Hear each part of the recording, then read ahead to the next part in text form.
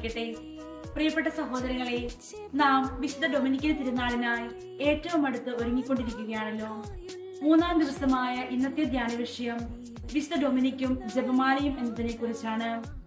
പരിശുദ്ധ കന്യകാമറിയത്തിന്റെ ജപമാലയുടെ ഉത്ഭവത്തിനും ലോകം മുഴുവനുമുള്ള പ്രചരണത്തിനും അടിസ്ഥാനപരമായി നാം കടപ്പെട്ടിരിക്കുന്നത് പരിശുദ്ധ അമ്മയോടും വിശുദ്ധ ഡൊമിനിക്കിനോടുമാണ്.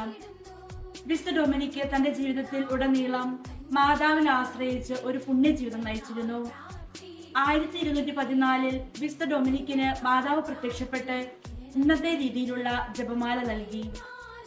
അന്ന് നിലനിന്നിരുന്ന അൽബിജൻസിയനിസം പാഷാണ്ഡതയെ തകർക്കാൻ മാതാവ് നൽകിയ ആയുധമായിരുന്നു ജപമാല. ആൽബിജൻസിയനിസം പാഷാണ്ഡത പാശ്ചാത്യ സഭയെ നശിപ്പിക്കാൻ തുടങ്ങിയപ്പോൾ അവരെ പിന്തിരിപ്പിക്കാൻ പ്രയാസമാണെന്ന് മനസ്സിലാക്കിയ വിശുദ്ധ ഡൊമിനിക്ക് ടുളൂസിന് സമീപമുള്ള ഒരു വനത്തിൽ 3 ദിവസം ഇടമുറിയാതെ പ്രാർത്ഥനയിൽ മുഴുകി. പ്രാർത്ഥനയുടെ അവസാനം കന്യകാമറിയം ഉണ്ണീശോയോടൊപ്പം പ്രത്യക്ഷപ്പെട്ട് വിശുദ്ധ ഡൊമിനിക്കിനോട് പറഞ്ഞു, ഞാൻ ഇത് നിന്നെ അറിയിക്കാൻ ആഗ്രഹിക്കുന്നു. നീ വിലപിക്കുന്ന തിന്മകൾക്കുള്ള പ്രതിവിധിയായി ജപമാലയാണ്. അതിനാൽ നീ ഇത് പ്രചരിപ്പിക്കുക. ഇത് കേട്ട വിശുദ്ധ ഡൊമിനിക്ക് കത്തീഡ്രലിലേക്ക് ഓടി. അപ്പോൾ ദേവാലയത്തിലെ മണികൾ തന്നെ മുഴങ്ങുകയും അത് കേട്ട് ആളുകൾ ദേവാലയത്തിൽ നിറയുകയും ചെയ്തു.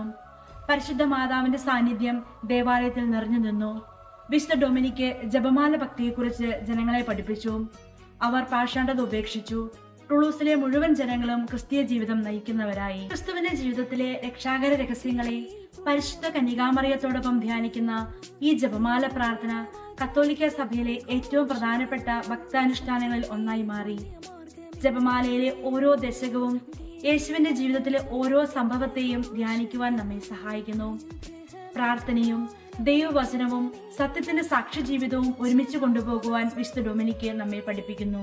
ഭൗതികതയും മറ്റു പല തിന്മകളും നിറഞ്ഞു നിൽക്കുകയും കുടുംബ പ്രാർത്ഥനയും മറ്റ് ഭക്താനുഷ്ഠാനങ്ങളും കുടുംബങ്ങളിൽ നിന്ന് അകലുകയും ചെയ്യുന്ന ഈ ലോകത്തിൽ ജപമാല എന്ന ആയുധം കയ്യിലെടുക്കാൻ വിശുദ്ധ ഡൊമിനിക്ക് നമ്മെ ഉത്ബോധിപ്പിക്കുന്നു. നമുക്ക് പ്രാർത്ഥിക്കാം.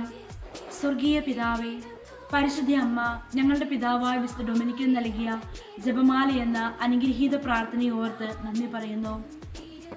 അനുദിനമുള്ള ജപമാല പ്രാർത്ഥന വഴി അനേകം ആത്മാക്കളെ നേടാൻ വിശുദ്ധ ഡൊമിനിക്ക് വഴിയായി ഞങ്ങളെ അനുഗ്രഹിക്കണമേ. ഏവർക്കും അനുഗ്രഹീതമായ ഒരു തിരുനാൾ ആശംസിക്കുന്നു. ആമേൻ.